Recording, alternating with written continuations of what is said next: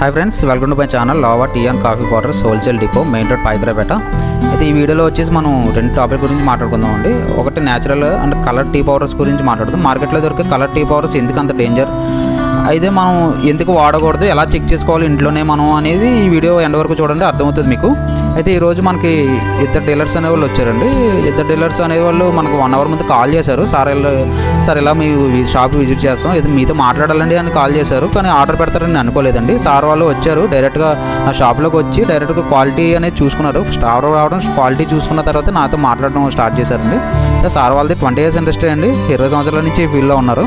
అయితే నేను ఇవ్వగలనా లేదా, వాళ్ళకి నచ్చిన క్వాలిటీ నా దగ్గర ఉందా లేదా అన్న ఒక ఫియర్ అనేది ఉంది. అయితే సార్ వాళ్ళు చూసి క్వాలిటీ అనేది నచ్చిందండి నాకు, మా దగ్గర క్వాలిటీ కూడా ఒకసారి చూడండి, చెక్ చేయండి అని చెప్పారు.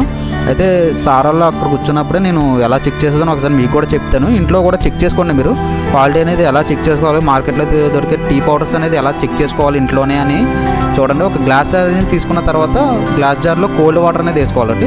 కోల్డ్ వాటర్ వేసుకున్న తర్వాత మీ దగ్గర ఉన్న టీ పౌడర్ అనేది, ఇంట్లో ఉన్న టీ పౌడర్ అనేది ఆ కోల్డ్ వాటర్లో 1 స్పూన్ కానీ 2 స్పూన్లు కానీ వేసిన తర్వాత న్యాచురల్ కలర్ రావాలండి. న్యాచురల్ కలర్ చూశారు కదా, న్యాచురల్ కలర్ అనేది అలా వచ్చింది అంటే అది క్వాలిటీ మంచిది, న్యాచురల్ కలర్ అండి. దాంట్లో ఫుడ్ కలర్స్ అదే ఏం కలపలేదు అన్న ఒక కాన్సెప్ట్ అది.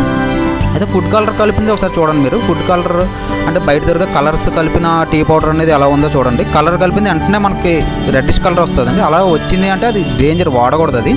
ఎందుకంటే అది ఫుడ్ అనే FSSAI వాళ్ళు డైరెక్ట్ బ్యాన్ చేసిన కలర్ అనేది మార్కెట్లో కొంతమంది టీ స్టాల్ కానీ హోటల్స్ కానీ వాడుతున్నారండి. అది మన కాన్సెప్ట్ నేనైతే వాడినది, ఎందుకంటే నా దగ్గర దొరికైతే న్యాచురల్ కాబట్టి వాళ్ళు అంతసేపు కూర్చొని నాతో మాట్లాడారు. మాట్లాడిన తర్వాత కాస్ట్ కూడా మాట్లాడుకున్నారు. కాస్ట్ కూడా వాళ్ళకి నచ్చిన కాస్ట్లోనే నేను ఇచ్చాను. అయితే మనకి 20 bags అనేది ఆర్డర్ పెట్టారు. ఈచ్ బ్యాగ్ వచ్చేసి మనకు 40 kgs అండి. Okay, thank you.